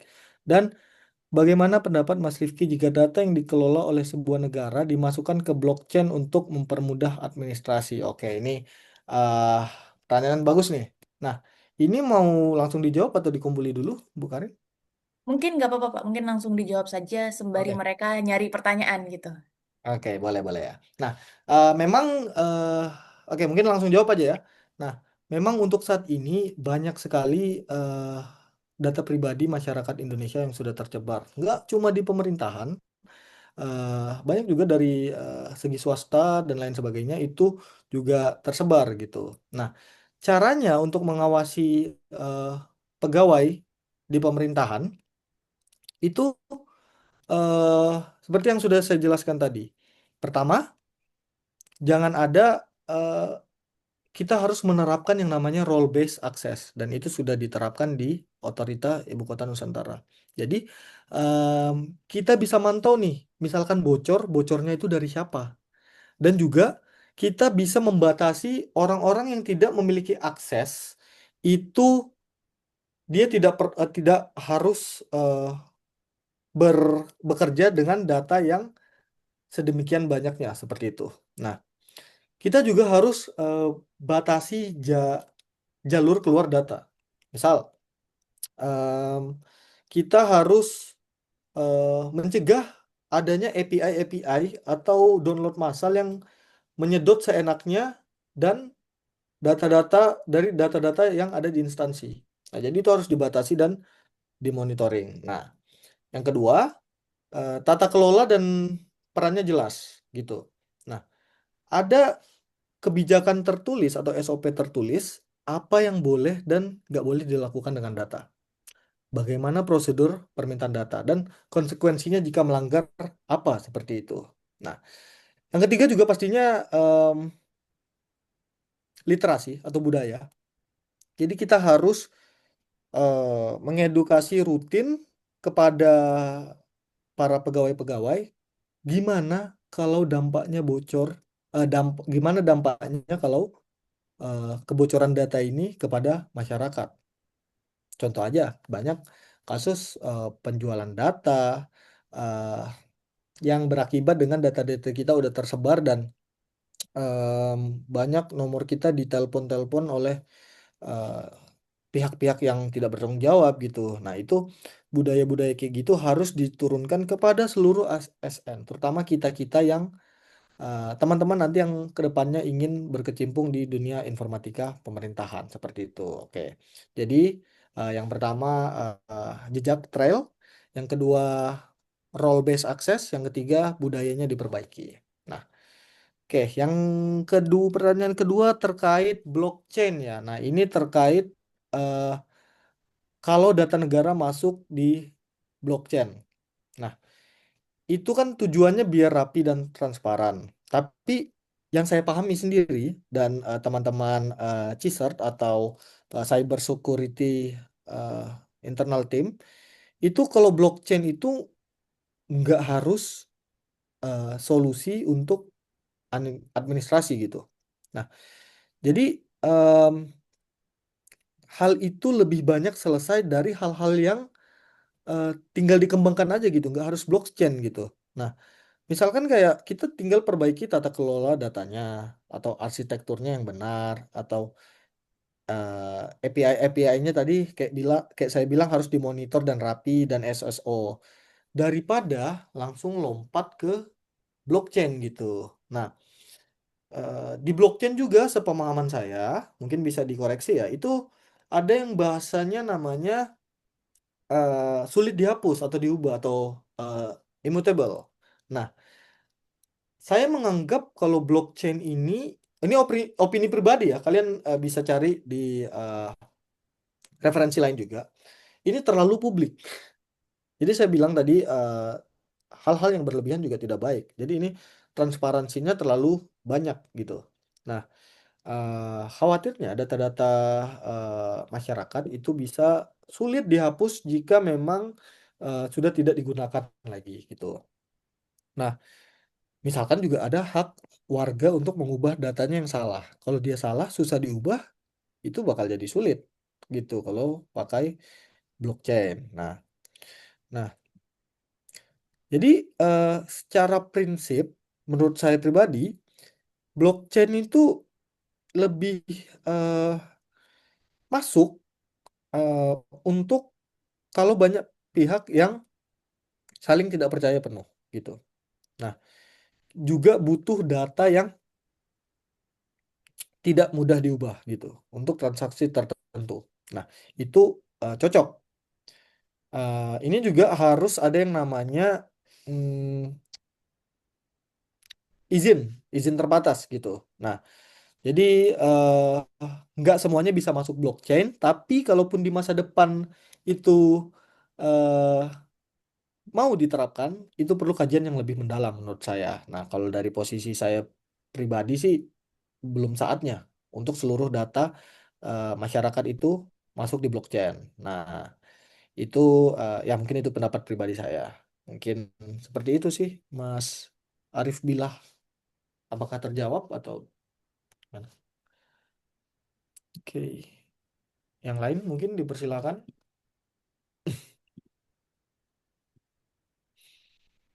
Ya, untuk jawabannya apakah sudah jelas atau mungkin ada tambahan pertanyaan lagi?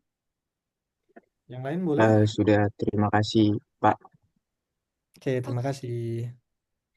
oke, untuk Oke, pertanyaan selanjutnya ya, mungkin kita buka lagi satu orang untuk bertanya.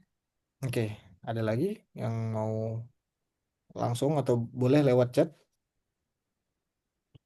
Bebas.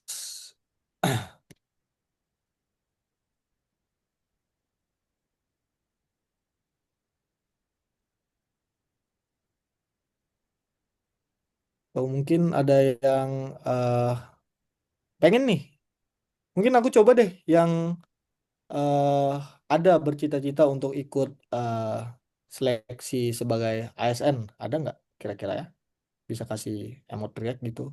Misalkan yang disuruh oleh keluarganya gitu, atau disuruh calonnya gitu kan ada banyak gitu. Apa ada yang memang ingin terjun? Oh, yang dari kecil gitu ya cita-citanya. Oh, saya pengen Ya, jadi PNS nih. nggak harus PNS. Banyak kok aparatur sipil negara lain, misalkan menjadi eh, P3K atau yang lainnya itu juga bisa. Nah, mungkin tadi sudah saya selipkan juga tips-tips untuk bisa beradaptasi di pemerintahan seperti itu. Bahasa-bahasanya, istilah-istilahnya seperti itu. Ah, ini Pak ada Oke. pertanyaan yang cukup cukup panjang ya dari Oke. Ramanda Rafki Muhammad Amin. Oke. Oke, saya coba baca dulu. Permisi Pak, saya ingin bertanya, mohon maaf karena kalau sedikit out of topic, karena sedikit ingin tahu gimana proses dalam pemerintahan. Tadi Bapak menyinggung mengenai SOC dalam aspek keamanan, kalau tidak salah dengar. Dalam konteks instansi pemerintah, apakah fungsi SOC ini eh, biasanya dijalankan oleh tim internal pemerintah atau menggunakan layanan pihak ketiga? Oke, ini pertanyaan yang pertama. Yang kedua, selain itu, jika SOC menemukan adanya serangan cyber dan melakukan proses tracking atau penelusuran terhadap pelaku, apakah tindakan tersebut berpotensi melanggar etika? Karena dalam praktiknya, penelusuran serangan sering melibatkan teknik-teknik tertentu yang jika dilakukan sembarangan dapat dianggap melampaui batas atau tidak sesuai aturan. Seperti yang kita ketahui, aturan ini sangat ketat, apalagi dalam sebuah instansi kepemerintahan. Terima kasih atas pertanyaannya. Ini nggak keluar konteks kok. Ini benar terkait Security Operation Center ya, atau manajemen ancaman cyber gitu. Nah, kalau di praktiknya itu, mungkin izin jawab ya. Itu eh, kalau di otorita IKN sendiri itu SOC-nya eh, internal gitu atau in-house. Jadi dikelola oleh tim pemerintahan sendiri. Nah, itu misalkan kalian tertarik di pemerintahan dan di bagian cyber security, kalian mengambil yang namanya Manggala Informatika gitu. Kalau saya kan peranata komputer terkait dengan sistem, tapi untuk cybernya, back-endnya itu kalian bisa mengambil Manggala Informatika. Nah, jadi kalau di otoritas sendiri itu internal atau in-house. Tapi dalam prakteknya itu ada beberapa pola. Yang pertama tadi internal atau in-house. Yang kedua itu eh, dari pihak ketiga atau yang dipakai layanan perusahaan keamanan lainnya untuk monitoring. Atau juga ada yang hybrid gitu. Ada yang pakai tim eh, cyber instansi sendiri. Ada juga dicampur dengan saran-saran dari pihak ketiga tersebut. Nah, Em, dari IKN sendiri banyak sekali melakukan koordinasi dan diskusi bersama BSSN ya, Badan Sandi dan Cyber Nasional itu untuk terkait keamanan cyber di IKN gitu. Nah, jadi ini untuk eh, menjawab pertanyaan yang pertama ya. Kalau di otoritas sendiri in-house, tapi pada praktiknya itu ada yang in-house, ada yang eksternal, dan ada yang hybrid seperti itu. Nah, yang kedua, apakah SOC itu melanggar etika? Ah, jadi ini kayak defensifnya wajar atau kita balas nyerang atau main hakim sendiri lah gitu bahasanya ya.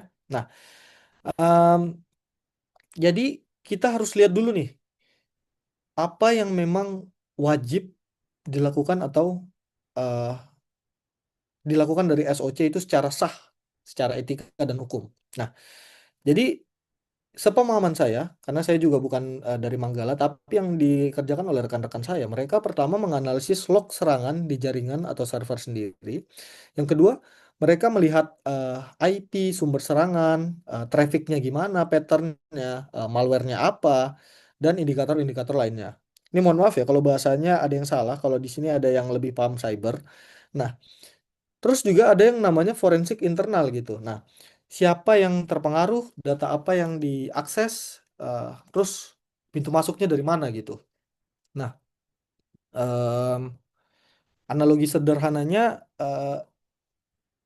Anda misalkan nih, kalian pasang CCTV di rumah gitu. Nah, saat kalian coba ngecek, kan mengakses wajah orang itu salah kan ya. Tapi kalau misalkan ada maling nih, itu kan bukan melanggar etika kan ya, karena kita coba untuk defensif gitu. Itu justru bare minimum gitu. Nah, jadi ada batasan-batasan yang perlu diketahui mana batas etika dan hukum itu di bidang SOC gitu. Nah, misalkan eh, tim SOC itu melakukan hack balik gitu.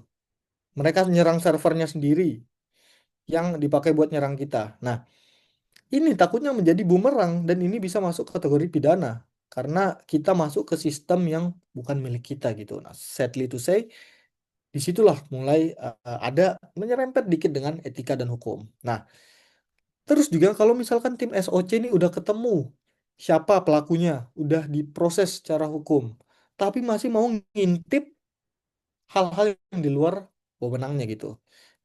Dia mata-matai trafficnya dan lain sebagainya itu udah di luar batas gitu. Nah,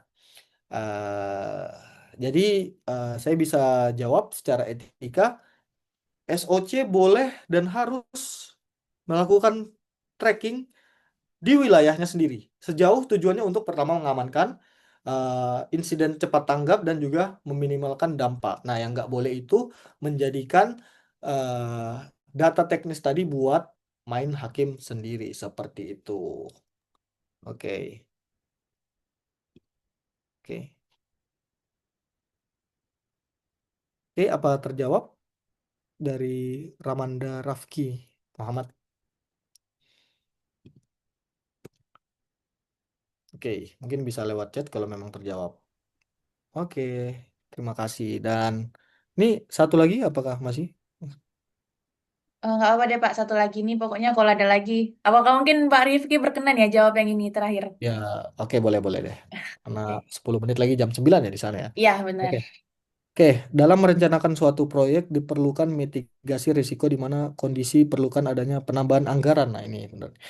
Dilebihkan supaya tidak membuat merugi. Bagaimana pendapat tersebut di mata etika karena kita bisa saja melebihkan dan memakai anggaran terlebih tersebut. Nah, ini jawaban tidak beretikanya aja udah ada di pertanyaannya, yaitu kita melebihkan dan memakai anggaran berlebih.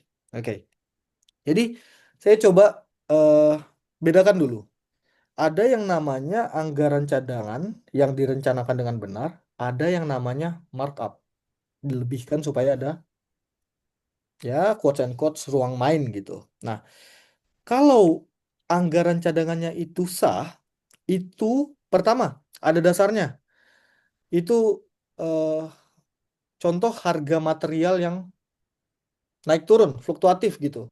Nah, itu saya lupa bahasanya, kontingensi kalau tidak salah. Itu ada persentase wajarnya itu 5 sampai 10% dari komponen tertentu gitu. Nah, terus juga dicantumkan di ada yang namanya KAK atau kerangka acuan kerja untuk eh, jelas tertulis bahwa ada komponen yang memang sengaja dicadangkan, bukan disembunyikan.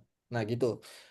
eh Artinya kalau dilihat laporannya itu auditor tahu bahwa ada semacam space untuk anggaran cadangan gitu. Nah, terus juga ada aturan penggunaannya. Jadi kontingensi tadi itu boleh dipakai kalau risikonya benar-benar terjadi atau bukan cuma kayak oh mumpung kurang nih, mumpung ada ini. No, nggak kayak gitu. Nah, harus ada justifikasinya, harus ada persetujuannya, dan harus bisa ditrace gitu. Nah, sisa anggaran yang tidak dihabiskan eh, itu harus atau yang tidak dipakai itu harus dikembalikan. Tidak muluk-muluk harus dihabiskan gitu. Nah, bukan berarti harus dihabiskan semuanya ya gitu. Nah, tapi kalau menambah anggarannya itu niatnya supaya dipakai seenaknya, sudah jelas itu jawabannya tidak beretika. Nah, ini masuk ke dalam namanya memanipulasi rencana gitu. Ini eh, misalkan ditambahi dengan sengaja itu udah melanggar prinsip-prinsip etika. Yang kedua, em, ini melanggar juga akuntabilitas keuangan negara. Uang yang harusnya dipakai buat instansi untuk khalayak ramai eh, itu kalau dipakai untuk kebutuhan pribadi itu bisa mencederai akuntabilitas gitu. Nah, yang terakhir ialah kalau kita yang terakhir ialah kalau kita menyiapkan anggaran cadangan itu untuk mitigasi resiko itu sah-sah aja. Bahkan harus kalau misalkan kita em, merasa bahwa akan ada tingkatan fluktuatif dalam anggaran tersebut. Tapi kalau dia dibesarkan untuk di markup, eh, itu sudah sangat melenceng dari prinsip-prinsip tadi integritas dan akuntabilitas. Nah, jadi uang publik itu dipakai sejujur mungkin, bukan eh, ya dipakai buat hal-hal pribadi lainnya. Seperti itu, Mas Taufik. Terima kasih, Mas. Oke, baik. Terima kasih Pak Rifki atas jawabannya ya, karena waktunya sudah habis. Jadi, saya bisa simpulkan ya dari materi malam ini bahwa di pemerintahan ini bukan hanya soal menjalankan sistem ya, tapi juga menjaga kepercayaan publik. Etika dan profesionalisme ini menjadi fondasi utama bagi ASN IT dalam mengelola data, merancang sistem, dan mengambil keputusan teknis. Jadi setiap tahap pengolahan teknologi selalu memiliki resiko etis yang harus dikendalikan dengan dasar hukum, SOP, dan tanggung jawab yang jelas. Nah, jadi pada akhirnya juga ini teknologi memang netral, tetapi manusia menentukan arah penggunaannya. Karena itu, setiap proyek digital ini harus menjadi sarana untuk memperkuat pelayanan publik dan kepercayaan masyarakat. Nah, jadi berkat ini juga kita bisa tahu ya sedikit tahu gambaran terkait IKN, apa sih sebenarnya ASN di IKN itu ngapain aja sih. Jadi dengan materi yang dipaparkan oleh Bapak Rifki ini kita bisa sedikit tahu gambaran kegiatan yang dilakukan oleh ASN di IKN. Nah, jadi karena waktunya sudah ini ya sudah selesai ya, jadi kita akhiri kuliah tamu malam ini. Sebelum itu kita sesi foto dulu ya, Pak ya. Boleh. Oke, ntar saya remove spotlight dulu. Oke,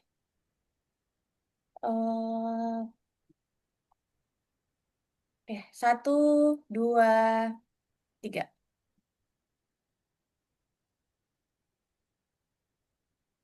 Oke, satu lagi. Satu, dua, tiga. Oke, baik. Terima kasih Bapak Rizky atas ilmu dan Thank inspirasi yang you. sudah diberikan. Dan terima kasih juga kepada seluruh mahasiswa yang telah mengikuti sesi ini dengan antusias sampai akhir.